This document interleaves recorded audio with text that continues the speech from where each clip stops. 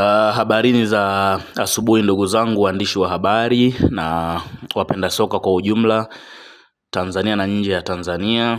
Yes, sisi klabu ya Pamba Jiji mpaka muda huu tunavyozungumza na nyinyi, baada ya adha ambayo tuliipata jana ya ajali, tunamshukuru Mwenyezi Mungu kiukweli.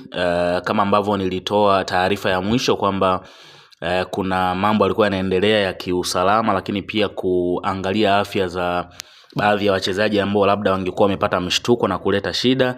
Zoezi hilo lilikwenda vizuri kabisa, na niseme rasmi daktari wetu mkuu wa klabu yetu Bwana Dishon Chacha jana alinithibitishia hakuna changamoto yoyote kubwa ambayo inaweza kaathiri kwa mchezaji, kiongozi ama mtu yoyote ambaye alikuwa kwenye gari ambayo tulipata ajali jana anaweza akawa ameathirika na utendaji kazi wake kuelekea kwenye mchezo wa kesho dhidi ya Kiruvia United.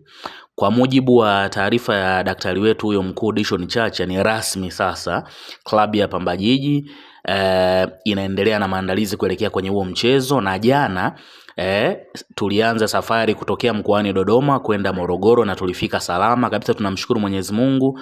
Na hivi ninavyozungumza na nyinyi timu iko mkoani Morogoro tayari kwa maandalizi kuelekea kwenye mchezo wa kesho dhidi ya Kiruvia United. Kwa hiyo mashabiki na wapenzi wa klabu ya Pamba Jiji ni watoe hofu, kila kitu kinaenda vizuri na timu iko tayari kwa ajili ya kucheza mchezo wa kesho dhidi ya Kiruvia United. Taarifa ya maandalizi kutoka kwenye benchi la ufundi nitawaleteeni jioni mara baada ya mazoezi yetu ya mwisho, kwa maana ya light training, ambayo bila shaka yatafanyika kunako uwanja wa mchezo kuelekea kwenye mchezo wa kesho hapa mkoani Morogoro. Kwa hiyo ni jambo jema, kila kitu kipo sawa na maandalizi kuelekea kwenye mchezo wa kesho yanakwenda kama ambavyo yalipaswa kwenda. Asanteni sana.